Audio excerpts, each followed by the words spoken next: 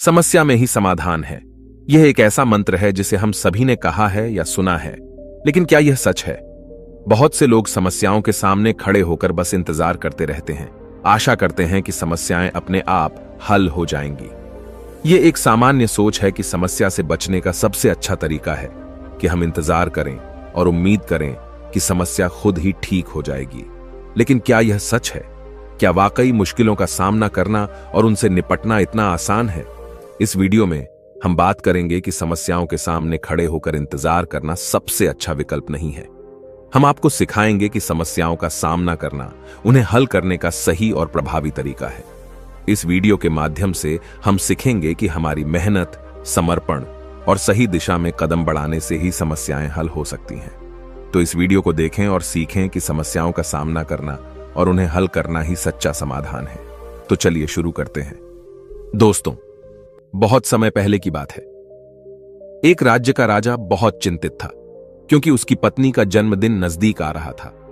यूं तो कहने को वह राजा था, लेकिन फिर भी उनके वैवाहिक जीवन में हजारों प्रकार की समस्याएं थीं।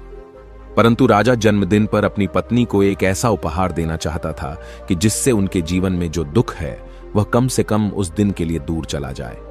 वह अपनी पत्नी को खुश करना चाहता था, किंतु आपने देखा होगा कि यह कार्य बहुत ही मुश्किल है, क्योंकि हम आज तक किसी को खुश नहीं कर पाए। हम चाहे लाख कोशिशें ही क्यों न कर लें, लेकिन हम कभी किसी को खुश नहीं कर पाते, क्योंकि यह खुशी हमारे पास नहीं है और न ही सामने वाले के पास है, जो हमारे पास है ही नहीं। वो हम किसी और को कैसे दे सकते हैं? अर्थात अगर आपको किसी दूसरे को खुशी देनी है तो सबसे पहले आपको खुश होना होगा, आपको खुश महसूस करना होगा, अर्थात वह खुशी आपके पास होनी चाहिए, तभी तो आप किसी और को खुश रख सकते हैं। एक दिन राजा ने सभी दरबारियों को दरबार में उपस्थित होने का आदेश दिया और साथ ही सभी मंत्रीगण भी वहां पर उपस्थित थे। तभी राजा ने सभी से सुझाव मांगा कि आखिर वह किस प्रकार अपनी पत्नी को जन्मदिन पर खुश कर सकता है। आखिर वह उन्हें कैसा उपहार दे जिस कारण राजा की पत्नी खुश हो सके। वहां पर उपस्थित सभी लोग अपने मन की बातें राजा से बताते हैं, परंतु राजा को वहां पर उपस्थित किसी भी व्यक्ति का कोई सुझाव पसंद ही नहीं आया। एक दिन संध्या के वक्त राजा अपने रथ से कहीं जा रहा था। तभी रास्ते में उसने एक बहुत ही सुंदर मूर्ति देखी। वह मूर्ति बहुत ही सुंदर और आकर्षक थी। उसे देखकर ऐसा प्रतीत होता था मानो उस मूर्ति में जान हो। उस मूर्ति को देखकर राजा बहुत प्रसन्न हुआ और वह तुरंत ही मूर्तिकार के पास पहुंचा। और राजा उस मूर्तिकार से कहता है, तुम तो बहुत बड़े कलाकार हो, तुम्हारी मूर्तियों में चांद नजर आती है। ऐसा प्रतीत होता है कि तुम्हारी मूर्तियां जीवित हैं। हम तुम्हारी इन मूर्तियों को देखकर बहुत प्रसन्न हैं। हम चाहते हैं कि तुम्हारी सारी मूर्तियां हमारे दरबार में शामिल हों। यह सुनकर वह मूर्तिकार बहुत प्रसन्न हुआ, जैसे उसे कोई खजाना मिल गया हो। लेकिन तभी राजा ने उस मूर्तिकार से एक और बात कही, देखो, मैं चाहता हूं कि तुम मेरे दरबार में शामिल हो जाओ, किंतु उससे पहले तुम्हें हमारे लिए हमारी रानी की ऐसी मूर्ति बनानी होगी जिसे देखकर वह खुश हो जाए और अपने सारे दुख दर्द भूल जाए। और यदि तुम ऐसा न कर सके तो मैं तुम्हारा सर धड़ से अलग कर दूंगा। राजा के मुख से यह सुनकर मूर्तिकार घबरा गया, उसके पसीने छूट गए। वह राजा को मना भी कैसे करे, इसीलिए उसने न चाहते हुए भी राजा को स्वीकृति दे दी। राजा उस मूर्तिकार की बात सुनकर बहुत प्रसन्न हुआ और वो वापस महल लौट गया। लेकिन उधर दूसरी तरफ जो मूर्तिकार अब तक बहुत प्रसन्न था, जो अपने मन से मूर्तियां बनाया करता था, जो हमेशा खुश रहता था, अब वह दुखी हो गया था। वह गहरे दुख में चला गया था।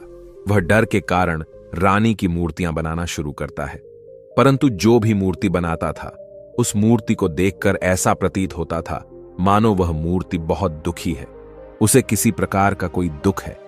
एक के बाद एक उसने कई सारी मूर्तियां बना डाली, परंतु कोई भी मूर्ति ऐसी नहीं थी जिसे देखकर कोई भी खुश हो सके, जिसे देखकर यह प्रतीत हो कि मानो उस मूर्ति में जान है और वह मूर्ति देखकर कोई भी अपना दुख भूल जाए। और यह इस कारण हो रहा था क्योंकि मूर्तिकार भीतर से बहुत दुखी था, जो उसकी मूर्तियों के रूप में साफ और स्पष्ट नजर आ रहा था। राजा ने उस मूर्तिकार को 1 सप्ताह का समय दिया था, किंतु 4 दिन तो उसने यूं ही व्यर्थ कर दिए। अब उसके पास केवल 3 दिन का ही समय बचा था, जिसके बारे में सोच सोचकर उस मूर्तिकार का गला सूखा जा रहा था। डर के कारण अब उसके हाथ पैर भी काम करना बंद कर चुके थे। उसके हाथ से हथौड़ी और छीनी तक नहीं चल रही थी और उसे अपना भविष्य नजर आ रहा था। उसे नजर आ रहा था कि राजा उसे मृत्यु दंड दे रहा है। उसके बाद उसके परिवार का क्या होगा, उसके परिवार को कौन संभालेगा। यह सोच सोचकर उस मूर्तिकार का मन बैठा जा रहा था। तभी उसने एक योजना बनाई। वह अपने परिवार को साथ लेकर रात ही में गांव छोड़कर चला जाएगा। यह सोचकर वह तुरंत घर लौटा। उसने सारा सामान बांधा, अपनी पत्नी और अपने बच्चों को भी तैयार किया। वह जैसे ही घर से निकलने वाला था कि तभी उसने देखा कि राजा के सिपाही वहां पर तैनात है। यह देखकर वह मूर्तिकार और भी घबरा गया। वह समझ नहीं पा रहा था कि क्या करे। यदि वह यहां से भागने की कोशिश करता है और पकड़ा जाता है तो राजा उसके साथ साथ उसके परिवार को भी मृत्यु दंड दे देंगे। वह कुछ समझ नहीं पा रहा था। तभी वह जमीन पर बैठ गया और रोने लगा और अपनी पत्नी से कहता है, अब से तुम्हें बच्चों का ख्याल रखना होगा। मेरा और तुम्हारा साथ यहीं तक था, क्योंकि राजा ने जिस प्रकार की मूर्ति का मुझे आदेश दिया है, मैं उस प्रकार की मूर्ति नहीं बना पा रहा। जिस कारण राजा मुझे मृत्यु दंड दे देंगे, वह मेरा सर धड़ से अलग कर देंगे और उसके बाद तो तुम्हें ही बच्चों का ख्याल रखना होगा। इतना कहकर वो जोर जोर से फूट फूट कर रोने लगा। देखते ही देखते रात बीत गई और अगले दिन सुबह सुबह उस मूर्तिकार के दरवाजे पर एक गुरु भिक्षा मांगने आए। मूर्तिकार ने उन्हें भिक्षा लाकर दी तो मूर्तिकार बहुत परेशान लग रहा था, जिसे देखकर गुरुवर उस मूर्तिकार से कहते हैं, बेटा, हमारे जीवन में दुख और सुख तो आते ही रहते हैं। हमारे जीवन में दुख और समस्याएं तो होती ही हैं, किंतु इन सभी दुख और समस्याओं का समाधान और निवारण भी होता है, परंतु हम केवल दुख और समस्याएं ही देखते हैं। उन दुख और समस्याओं के छिपे निवारण और समाधान को हम कभी नहीं देख पाते। यदि तुम ध्यान से देखोगे तो हर समस्या का समाधान है और हर दुख का निवारण भी है। मैं यह अच्छी तरह जानता हूं कि तुम यहां से अपनी पत्नी और बच्चों को लेकर भाग जाना चाहते थे, किंतु ऐसा हो नहीं सका। उस मूर्तिकार ने जब गुरु के मुख से यह बातें सुनी तो वह उनके चरणों में जा गिरा और हाथ जोड़कर उन गुरुवर से कहता है, हे गुरुवर, आप ही बताइए मैं क्या करूं। राजा ने मुझे मूर्ति बनाने का आदेश दिया है, किंतु मैं चाहकर भी मूर्ति नहीं बना पा रहा, और यदि मैंने मूर्ति नहीं बनाई तो राजा मुझे मृत्यु दंड दे देंगे और उसके बाद मेरे परिवार का क्या होगा, उनका ख्याल कौन रखेगा। तभी गुरुवर उस मूर्तिकार से कहते हैं, बेटा, आंख बंद कर लेने से कुछ नहीं होने वाला, क्योंकि दुख और समस्याएं तो वहीं की वहीं खड़ी रहती हैं। ध्यान देने और कर्म करने से सब कुछ बदल जाता है। यदि तुम केवल आंखें बंद करके यह सोचोगे कि तुम्हारी समस्याएं चली जाएंगी तो ऐसा कभी नहीं होगा। इतना कहकर उन गुरुवर ने उस मूर्तिकार के कानों में कुछ कहा और उसके बाद वह वहां से चले गए। उन गुरु के वहां से चले जाने के बाद वह मूर्तिकार महल गया, जिसे देखकर राजा उस मूर्तिकार से कहता है, लगता है तुमने समय से पहले ही एक अद्भुत मूर्ति तैयार कर ली है। बताओ वो मूर्ति कहां है, मैं भी उसे देखना चाहता हूं। इस पर मूर्तिकार जवाब देते हुए कहता है, महाराज, अभी तक मैंने मूर्ति तैयार नहीं की है, परंतु आपके दिए हुए समय पर मैं अवश्य ही वह अद्भुत मूर्ति तैयार कर लूंगा।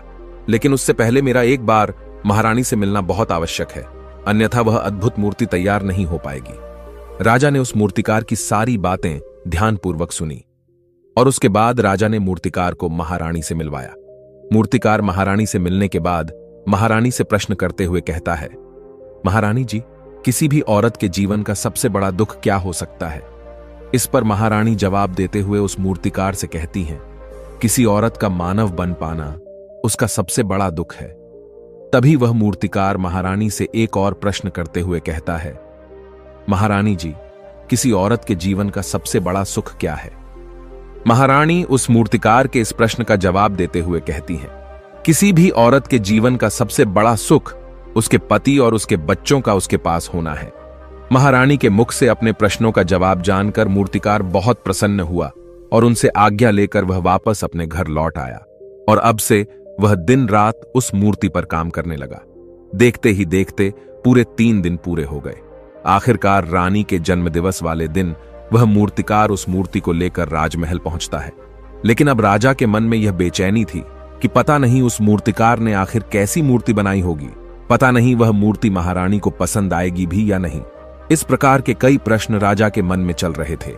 राजा के मन की बेचैनी लगातार बढ़ती ही जा रही थी, लेकिन उधर दूसरी तरफ राजा को उस मूर्तिकार पर पूर्ण विश्वास भी था क्योंकि राजा ने पहले ही उस मूर्तिकार के हाथों की कला देखी हुई थी। इसलिए एक तरफ उनके मन में यह भी विचार चल रहे थे कि उस मूर्तिकार ने जरूर ही अद्भुत मूर्ति बनाई होगी।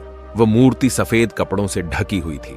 तभी राजा ने उस मूर्ति की ओर इशारा करते हुए रानी से कहा, यह आपका जन्म दिवस का तोहफा है, इसे कबूल करें। उसके बाद रानी ने अपने हाथों से उस मूर्ति से वह कपड़ा हटाया और उस मूर्ति को देखते ही रानी की आंखों से आंसू बहने लगे। और यह देखकर राजा को ऐसा प्रतीत हुआ कि मानो महारानी को यह मूर्ति पसंद नहीं है। इसलिए राजा ने तुरंत ही क्रोधित होकर अपने सिपाहियों को आदेश दिया और उस मूर्तिकार को बंदी बनवा लिया। लेकिन तभी महारानी राजा से कहती हैं, रुकिए, इस मूर्तिकार ने तो मेरा दुख और सुख एक ही मूर्ति में निकाल दिया है। इस मूर्ति में मेरे पति मेरे साथ है और मेरे हाथ में मेरा बच्चा है। इससे सुंदर मूर्ति मैंने आज तक नहीं देखी। ये बहुत ही लाजवाब है, अद्भुत है। इससे सुंदर तोहफा मेरे लिए और कोई नहीं हो सकता। काश ऐसा मेरे जीवन में वास्तव में हो जाए, मेरे पति भी मेरे साथ हों और मेरे हाथों में मेरा बच्चा हो। महारानी की ये सारी बातें सुनकर और मूर्ति को देखकर राजा को अपनी गलती का एहसास हुआ। राजा अपनी प्रजा और अपने साम्राज्य की देख रेख में इतना व्यस्त रहता था कि वह कभी अपनी पत्नी को समय नहीं दे पाता था, जिस कारण राजा की आंखों से आंसू बहने लगे और दरबार में उपस्थित सभी लोग वह मूर्ति देखकर हैरान।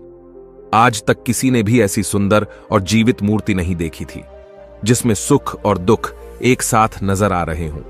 उसके बाद उस राजा ने उस मूर्तिकार को रिहा करवाया और उसे ढेरों इनाम दिए और अपने राज्य दरबार में जगह भी दी। किंतु उस मूर्तिकार ने इनाम तो स्वीकार कर लिया, परंतु राज दरबार में उसे जगह नहीं ली और हाथ जोड़कर राजा से कहता है, हे महाराज, मेरी आपसे विनती है, आपने मुझे चेतावनी दी थी, यदि मैं ये मूर्ति नहीं बना सका तो आप मुझे मृत्यु दंड दे देंगे। किंतु मैं आपसे बस इतना ही कहना चाहता हूं, हम में से चाहे कोई भी प्राणी क्यों ना हो, सभी के प्राण उतने ही कीमती है जितना कि आपका या महारानी के हैं। इसीलिए किसी को भी बिना दोष के दंड नहीं देना चाहिए। मेरी पत्नी ने मुझसे कहा था कि राजा की दोस्ती और दुश्मनी दोनों ही अच्छी नहीं है, इसीलिए मुझे आपके राज दरबार में कोई स्थान नहीं चाहिए। मैं अपनी छोटी सी दुनिया में बहुत खुश हूं। मैं अपने छोटे से परिवार के साथ बहुत खुश हूं। मैं आज तक जो करता आया हूं मुझे वह पसंद है और मैं अपने पूरे जीवन काल वही करना चाहता हूं। मैं जैसा हूं, जिस हाल में हूं, मुझे बहुत प्रसन्नता है कि मैं आज इतना खुशहाल इंसान हूं। अब मुझे आज्ञा दीजिए। इतना कहकर वह मूर्तिकार वहां से चला गया। दोस्तों, इसी प्रकार हमारे जीवन में भी बहुत बड़े बड़े संकट और दुख आते जाते हैं, किंतु वास्तव में तो यह दुख और संकट हमें कुछ सिखाने के लिए आते हैं, किंतु हम तो केवल उन दुख और समस्याओं को ही देखते रह जाते हैं। हम उनका निवारण खोजने का तनिक भी प्रयास नहीं करते, और जब हम दुख के समय क्रोध करते हैं तो हम वास्तविकता में अपना ही नुकसान कर लेते हैं। जो व्यक्ति समझदार होते हैं वह अपने दुख और परेशानियों से यह सबक सीख ही लेते हैं कि उन्हें विषम परिस्थितियों में शांत रहकर उन दुखों का निवारण करना चाहिए, उन समस्याओं का समाधान करना चाहिए। किंतु हम में से अधिकांश लोग यह नहीं सीख पाते और वे लोग दुख और परेशानियों के समय पर क्रोधित हो ही जाते हैं। वह इस बात को अच्छी तरह जानते हैं कि हमें दुख और समस्या के समय पर शांत रहना चाहिए और उसका समाधान खोजने का प्रयास करना चाहिए, किंतु हम बार बार वही गलती दोहराते रहते हैं। जब भी हमारे सामने कोई विषम परिस्थिति उत्पन्न होती है तो हम बार बार क्रोधित हो जाते हैं और क्रोध में आकर हम अपना ही नुकसान कर लेते हैं, क्योंकि क्रोध में हम कभी भी कोई चीज सीख नहीं सकते। क्रोध में हमारा मस्तिष्क काम करना बंद कर देता है और उसे केवल वह परिस्थिति नजर आती है, वह समय नजर आता है जो उसके खिलाफ है और जो जीवन के दुखों से, इन समस्याओं से कुछ सीख नहीं पाता। ऐसा व्यक्ति पूर्ण रूप से एक दलदल में फंसे हुए इंसान की तरह है, जो परिस्थितियों के दलदल में कुछ इस प्रकार फंस चुका है कि वह वहां से निकल नहीं सकता। फिर वह चाहे कितना भी हाथ पैर क्यों न मार ले, और जितना हाथ पैर मारेगा वह उतना ही उस दलदल में फंसता चला जाएगा। जबकि आपको हाथ पैर न मारकर बल्कि शांत रहकर अपने मस्तिष्क का प्रयोग करना चाहिए और यह सोचना चाहिए कि इस दुख, इस समस्या और इस विषम परिस्थिति का समाधान क्या हो सकता है। किंतु आप तो अपने आप को पहले से ही दलदल में डाल चुके हैं और ऐसी स्थिति में आप बाहर निकलने के बारे में न सोचकर लगातार और हाथ पैर मारकर आप अपने आप को उस दलदल में और भी नीचे डुबाते जा रहे। तो ऐसी परिस्थिति में आप भला उस समस्या, उस परिस्थिति का सामना कैसे करेंगे, वहां से बाहर कैसे निकलेंगे? और वहीं पर जो व्यक्ति थोड़े भी जागृत है जो दुख और समस्याओं का निवारण और समाधान खोजने में वास्तव में अपना समय लगाते हैं। वह यह जानते हैं कि निवारण और समाधान एक हीरे की तरह है, वह हीरे की खान की तरह है। जिस प्रकार एक हीरे को ढूंढा जाता है, फिर उसे तराशा जाता है, जिसके बाद उस हीरे की कीमत बहुमूल्य हो जाती है, ठीक वैसे ही दुख और समस्या में समाधान और निवारण खोजने की आवश्यकता होती है, और वह हमें खोजने भी चाहिए। और जब आपको मिल जाते हैं, तब आपको एक ऐसी संपदा मिलती है, एक ऐसी समझ, एक ऐसा विश्वास, एक ऐसी शक्ति मिलती है कि उसके बाद आपके सामने जब भी कोई समस्या या कोई परेशानी आती है तो आप अकेले नहीं होते, बल्कि आप यह समझ जाते हैं कि वह विषम परिस्थिति आपको कुछ सिखाने आई है और आप उसका डटकर सामना करते हैं। उससे वह सारी चीजें सीखते हैं जो वह आपको सिखाना चाहती है, और उसके बाद आप और भी मजबूत होते चले जाते हैं। आपका विश्वास और भी बढ़ता चला जाता है, आप और भी शक्तिवान और बलवान होते चले जाते हैं। इसीलिए महात्मा बुद्ध कहते हैं कि यदि दुख है तो उसका निवारण भी है, यदि समस्या है तो उसका समाधान भी है। इसीलिए केवल दुख में उलझे मत रहिए, बल्कि उस दुख का निवारण कीजिए, और यही आपको करना चाहिए।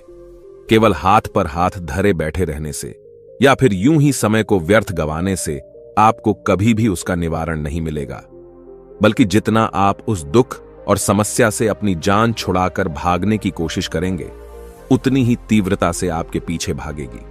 और जैसे जैसे समय बीतता जाएगा, वह दुख और समस्या और भी विकराल रूप ले लेगी, और तब उसका सामना करना और भी मुश्किल हो जाएगा। इसलिए यदि कोई दुख और समस्या अभी आपके सामने है, तो उसे लड़िए, डटकर सामना कीजिए, उससे सीखिए और निवारण कीजिए। दोस्तों, आपने आज के इस वीडियो से क्या सीखा, वह मुझे आप कमेंट में बता सकते हैं। इसी के साथ में उम्मीद है कि आपको आज की वीडियो पसंद आई होगी, तो इस वीडियो को उस इंसान को शेयर करें जिससे यह कहानी सुनने की जरूरत है, और उसी के ठीक बाद चैनल को सब्सक्राइब करें। तो चलिए फिर मिलते हैं ऐसी एक और नई वीडियो में एक नए मैसेज के साथ। तब तक के लिए अपना ख्याल रखें। धन्यवाद और नमो बुद्धाय।